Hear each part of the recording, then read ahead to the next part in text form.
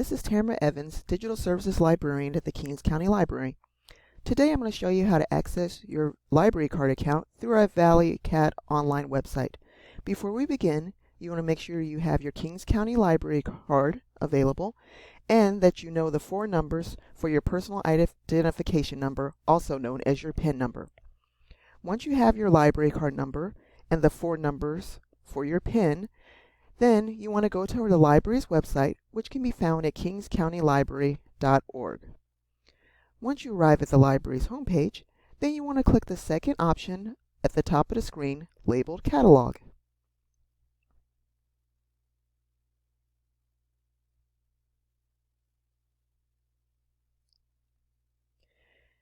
When you arrive at the ValleyCat homepage, you'll see a menu at the top of the screen with the following options: Login, My Account, My List, Select a Language, which allows you to select between English and Spanish, Accessibility Options, and the Help button. We're now going to press the Login button. From here, the Login box appears, and this is where we'll type in our library card number,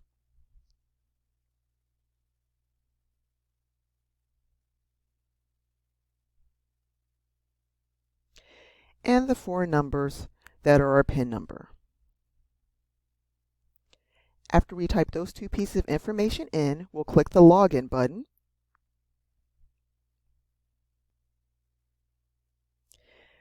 You'll be able to tell if you were successfully able to log in because in the top menu it'll say Welcome and then it'll have your name shown.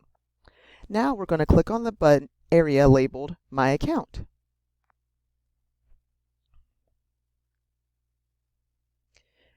As you can see here, there's a box that has 5 different tabs. Now I'm going to go more in depth about what sub areas are in each of the tabs.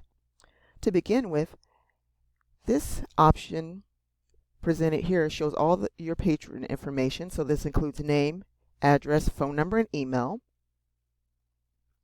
The second option presented allows you to change your PIN number from your current 4 numbers to another set of 4 numbers. For the option marked Preferences, this allows you the opportunity to change your language for your preference when accessing ValleyCat, your checkout views, hold views, your preferred location to pick up items that you request on hold.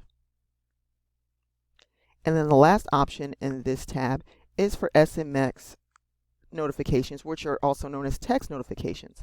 So for our sample patron, they have 3 of 3 notifications enabled, which means they will receive text messages for items that they have on hold, items that may be overdue, or just general messages from the library. Now we're going to go to the second tab, which is labeled Checkouts. In this second tab, there's 2 options: Digital Checkouts and Library Checkouts. When we click on the option listed labeled Digital Checkouts, it shows all ebook and audiobooks that have been checked out from Overdrive as well as Cloud Library. You do have an option to select either of the titles that you have checked out from the digital collection, and you can choose to return those items if you are done with those particular titles. For the option labeled Library Checkouts, this is more for physical items checked out from the library. So with our sample patrons, they have a total of 4 items checked out. It shows the title, author, times the item's been renewed, as well as the due date. You can choose to select a title individually or select all titles and then press the Renew button. You are able to renew online a total of 1 time, and unfortunately, if an item that you want to renew is on hold for someone else, it will need to go back to the library so the next person can check it out.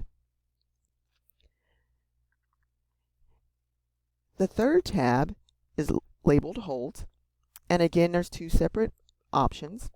There's digital holds, so this means if you placed an ebook or audiobook on hold, this is where you would be able to see the title of the book that you placed on hold, your status, as well as your place in line for receiving that digital hold.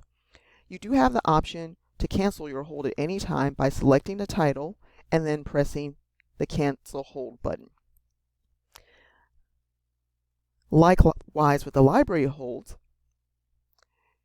you can also see the title of the book of the author, your status in reference to the hold, the location where you selected to pick up your hold when it arrives, the date that the hold expires, as well as your place in reference to receiving the hold.